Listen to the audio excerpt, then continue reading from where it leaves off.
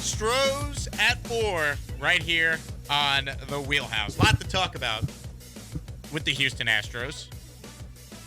Free agency continues, winter meetings. Is there a lot to talk about? What the hell are they doing? Well, you're upset they didn't sign Aaron Judge, Cody. Should have at least had a conversation with him. They were not one of the 3 finalists. It was the Yankees, the Giants, and the Padres apparently offered the most money. They offered 10 years, $400 million. Where the hell are the Padres getting all this money from? Why the hell are the Padres getting told no when they're offering record-setting contracts? Judge, I get. Trey Turner, they offered more money to him, and he went to the Phillies instead. So they clearly have money. By the way, Carlos Correa to the Padres. Keep that on your radar. Just throwing that out there. Yeah, when you can live in San Diego, why would you do that over Philadelphia? Who wouldn't choose Philly over San Diego to spend the rest of your life? Great move, Trey. Good job, dude. So the Astros are going to need to continue their search for a catcher because apparently their number one target this offseason, according to Chandler Rome, was Willson Contreras, the Cubs catcher. Well, Contreras has signed a 5-year deal with the St. Louis Cardinals, $87.5 million contract. So, BK, I go to you. What should the Astros do at catcher now that a guy you really wanted, Willson Contreras, is no longer available? Congrats to Martin Maldonado. Maybe his Instagram post worked. That was the difference in what happened here. Yeah, I think it might have been. It was interesting. I saw a report either late last night or early this morning that said the Cardinals weren't willing to go beyond 3 years for Willson Contreras. Like, they were cool in terms of the financials, but Willson Contreras was looking for at least a 4-year deal, and there was kind of a stag in that contract negotiation because it didn't look like the Cardinals were willing to go beyond 3 years. Then all of a sudden, they get a 5-year deal done with Willson Contreras. So no surprise that the Astros didn't match it. It's not a lot of money. It's $17.5 million a year. I would have been more than willing to give that type of money to a guy like Willson Contreras. I think he's a really good player who gives you a little bit of position versatility. Also a guy who fills a need that you have on your club right now. But we talk about it all the time. It just feels like the Astros aren't willing to go super long-term with contracts. And 5 years isn't that long-term, but it was a lot longer than I think most people thought Willson Contreras was going to get. So now the Astros have to pivot, Cody. I don't think they can be like, oh, we tried, but Contreras went somewhere else, so now we're good with Maldonado and Corey Lee and Yainer Diaz, and we're fine with those guys, and let's just run it back. No, there's still options out there. Now, most of them are in the trade market at this point. Like, there's a pretty significant drop-off from catcher one in this market, Willson Contreras, to anybody else that's out there as a free agent. But there are some guys that I think the Astros should be in the market for if they are serious, and I know they are serious about competing for a World Series again in 2023. I would not stop here. I'd be picking up the phone trying to make some moves to bring in somebody in to upgrade that catcher position. $20 million for Jose Abreu and $17.5 million for Willson Contreras. That just feels so doable when you don't want to spend $43 million on Justin Verlander. Yeah. I understand that those two things are not totally and wholly connected when you look at the Astros offseason, but damn, $17.5 million for those two dudes. That's like, just off the top of my head, that's 37 additional home runs. Contreras, I think, hit 22, and then Abreu, I think, hit 15 last year. It's like it's a huge power improvement. Both those guys are better hitters than the guys they'd be replacing in the lineup, in Martin Maldonado and Yuli Gurriel. And if you were still, again, operating from the $43.5 million, you'd still have a few $1 million if you wanted to go spend it on, I don't know, Dusty Baker's left-handed pitcher that he wants, or a left fielder / DH that shows up in the rotation with Yordan Alvarez. It just feels like, again, the year's commitment was something that scared this team off. And you talked about the 5 years, BK. That's sort of been the extent of the commitment Jim Crane's company, Jim Crane's organization wants to make to people. Like, they don't really want to make commitments past 5 years. We'd heard about various 5-year contracts. They've signed various 5-year contracts, but getting to 5 years with a 30-year-old catcher, it feels like it would be a little bit smart and prudent to avoid years 34 and 35 of Willson Contreras' life on your team. Yeah, and it'd be one thing, I think, if the Astros didn't bring in Jose Abreu to play first base. Right. Because that's the natural progression for a catcher. Like, once he stops catching, he goes to first base. I don't think the Astros really viewed Willson Contreras as a guy who could play a ton of left field for them. That'd be dumb if they did. He could play some left field, but I've brought up the numbers a bunch. He's played 34 games in left field. 25 of them came in 2016.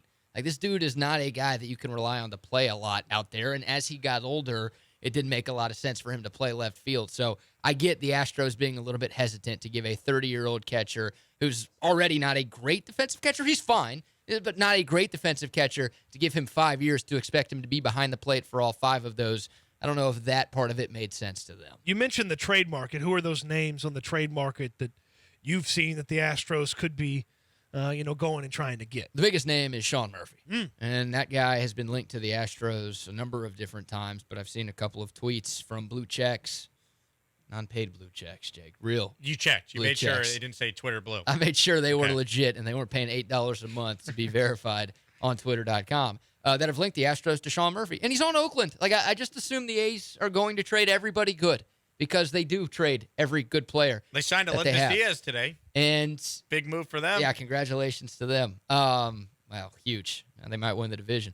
I sense sarcasm. The A's messed up last year with Frankie Montas. Like, they kind of bet that Montas would have a really good first half and he'd get a ton at the trade deadline. If they traded him last offseason, they would have got more than they ended up getting for him. Agreed. So I wonder if that's something that's in Oakland's mind right now. Like, hey, Murphy's coming off his best year at the plate. That guy got MVP votes, believe it or not, this past season. Like, maybe we should trade this dude right now and not risk him having a bad first half of the season. So, and the A's generally don't get amazing returns in some of their trades, too. The Astros have some guys that they could trade. So Sean Murphy's a guy who I think is ready to play right now. He's been a Gold Glover in this league, so he's very good defensively. For all you moldy defenders, Murphy's a better defensive catcher than Martin Maldonado is. Mentioned that he got some MVP votes this year. He's a very solid hitter. He was third in WAR in all of baseball amongst catchers, behind JT Realmuto and Adley Rutschman. Like, this guy is really, really good. He's under club control for 3 more seasons. He makes a ton of sense for me, for the Astros, who are in win-now mode, to go try to get before this offseason comes to a close. Not just club control, but it's arbitration. So there's not like a bunch of people are bidding against you. It's not like you're really assessing what he's going to make based off of the market. It's really based on how good he is, on how much that money jumps. And this is his first year arbitration. So it's going to be a little raise for him, but it's not super expensive. Long-term option at the catcher spot. I like it. That's going to be expensive. That would be the most expensive trade for a catcher that they could make, that of a catcher that's actually available. That's the most expensive trade they could make because of the club control. He's really good. It's going to cost you a lot. Like, Yep. you're going to be giving up a top prospect at least to make this type of deal. You're looking at probably Pedro Leon and one of your top catching prospects. Yeah, I was going to ask, would you be willing to do something like that? Oh, yeah. I mean, like, to start parting ways with one of your 2 catching guys in Diaz or Corey Lee? This is a guy that I feel like almost every team that doesn't have a for sure catcher should be in on. So if you're Oakland, you could create some sort of a bidding war for him and really, really cash in from a prospect perspective on Sean Murphy. 713-780. ESPN is the number. What will the Houston Astros do at catcher? The news of the day there, Willson Contreras, who was reportedly their top target. He's signing with the St. Louis Cardinals on a 5-year deal. To the phones we go. Josh in Shepherd wants in on the conversation. Josh, you're on the Wheelhouse. Man, thank God they didn't sign Willson Contreras. That guy is garbage. I was talking to my wife last night, and everyone keeps hyping the guy up, and I thought he was good, so I looked up his stats on wherever, Google search. I mean, the dude batted the last 2 seasons, 241. The guy had 21 and 22 home runs. I mean, he only played 120 games. He had more strikeouts than Maldi, and when you look at the hits, the dude only had like 35 more hits than Maldi. I mean, over the course of 165 games, we're going to break the guy off $90 million for 35 more hits and 5 home runs, and he's garbage behind the plate. I don't know how that guy – I mean, some of these guys get so overhyped. Like, and then you go look them up, and you're like, this guy is terrible. Josh, thanks for the call. The old 165-game season. I just don't even know where to begin. He's there. not terrible, though. He made the All-Star team last year, Josh. He's a very good hitter. 22 home And- runs for a catcher is really good. And he spent a large portion of last season as one of the best defensive catchers and all those advanced pitch framing and yada yada. You know, the stuff that they give credit to Maldi for him to be able Yeah. to hit 100. but he did great that better than defensively. Maldi for a good portion of the season last year. He's a really good player. Like I mean, if you're comparing him to Aaron Judge, yeah, Willson Contreras sucks. But like Most people do. I'm comparing Willson Contreras to other catchers, and he's one of the best offensive catchers in all of baseball. Yeah, he's the top 2 or 3 offensive catcher. He's in all not of Mike baseball. Piazza, though, BK, so he's not good enough for our last call. I mean, comparing him to Moldy is just criminal. His OPS last year, his being Willson Contreras, was 815. Moldy's was 600. Just such a massive difference. Contreras' OPS plus was 128. Maldonado's was 69. That is a massive difference.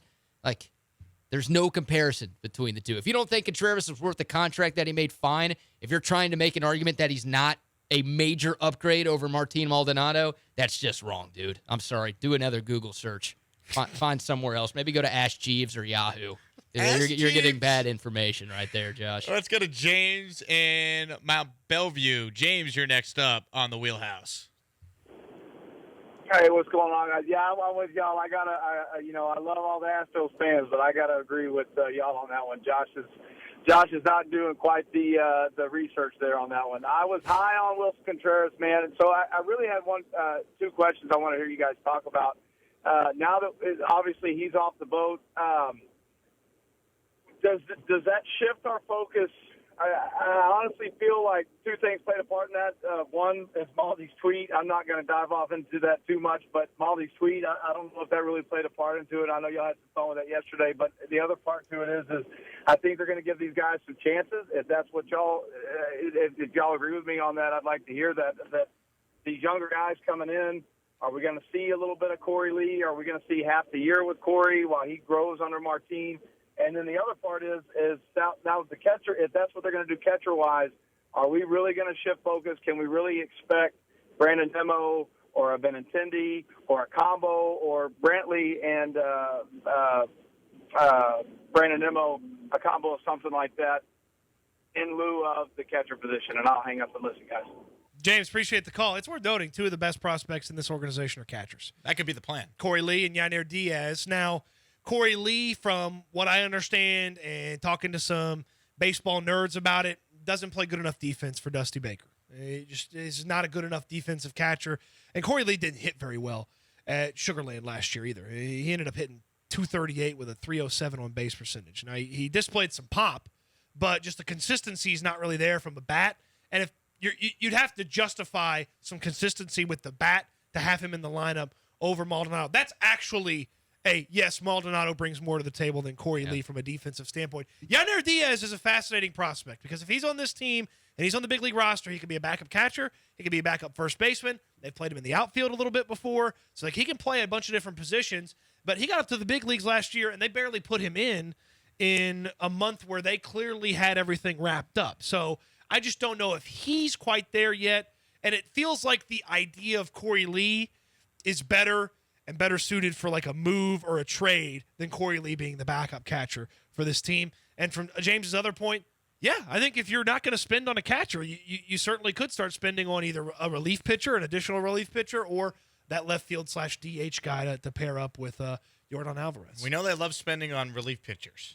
That we've seen based on the Montero contract that they've given out already this offseason. Hey, you made it to the end of the video. Thanks so much for watching. If you liked what you saw, hit the like button down below, and of course, subscribe to my channel. And if you're a Houston sports fan, listen to ESPN Houston 97.5 FM or 92.5 FM weekdays from 3 to 7 every afternoon.